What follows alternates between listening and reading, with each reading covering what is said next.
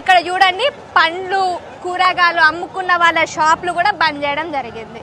So ఒకసారి మీరు చూసుకోండి, ఇది ఒక్క బండే కాదు, ముందు అన్ని బండ్లు ఒకసారి చూడండి. ప్రతి ఒక్క బండి వాళ్ళు పోలీసు వాళ్ళు వచ్చి మఫ్టీలు వచ్చి ఇవన్నీ క్లోజ్ చేపిస్తున్నారంట. సార్ ఎవరైతే ఇప్పుడు అక్కడ వెళ్తుండో ఆ సార్ అక్కడ నుంచి చూసుకుంటే అక్కడ మెట్రో స్టేషన్ దగ్గర నుంచి కనీసం మమ్మల్ని కూడా, మేము జస్ట్ అక్కడ నించుంటే మమ్మల్ని కూడా పంపించడం జరిగింది. మమ్మల్ని కూడా ఇక్కడ నుంచి దయచేసి వెళ్ళిపోవాలి, మీ వల్లనే ఇష్యూస్ క్రియేట్ అవుతుందని చెప్పేసి ఎవరైతే సార్ ఉందో ఆ సార్ కూడా అనడం జరిగింది. ఇక్కడ లోకల్కి వస్తే కూడా ప్రతి ఒక్కరిని ఇక్కడ నుంచి స్టూడెంట్స్ కనిపిస్తే మాత్రం వాళ్ళ ఫోన్లు చెక్ చేసి వాళ్ళ దగ్గర ఏమైనా ఇన్ఫర్మేషన్ తీసుకొని మరి పంపిస్తున్నారు.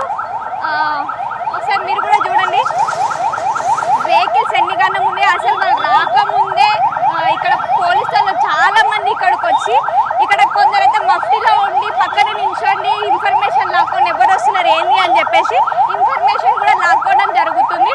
ఇప్పుడు చూడండి టైం ఎంత అవుతుందో, ఎగ్జాక్ట్లీ 9:40 అవుతుంది.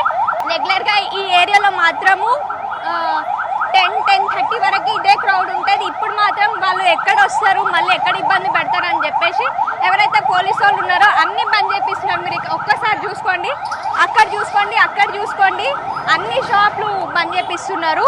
అండ్ విద్యార్థులను అయితే మరీ ఘోరంగా ఎక్కడ పడితే అక్కడ వాళ్ళని ఆపేసి, వాళ్ళు విద్యార్థులు కాకపోయినా కానీ స్టూడెంట్స్ అయినా నిరుద్యోగులైనా వాళ్ళు ఛాయ్ తాగడానికి వచ్చిన వాళ్ళని కూడా వాళ్ళ ఫోన్లు లాక్కొని వాళ్ళతోని బిహేవియర్ ఎట్లా చేస్తున్నారంటే మీరు ఫస్ట్ ఇక్కడ నుంచి వెళ్ళిపోండి.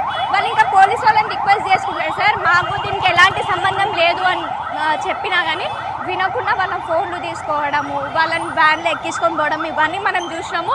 అట్ ది సేమ్ టైం మనం ఫోన్లో కెమెరా మనం ఆన్ చేసుకుంటే మా ఫోన్లు కూడా లాక్కోవడం జరిగింది. సో ఇక్కడ ఉన్న పరిస్థితి ఇదండి.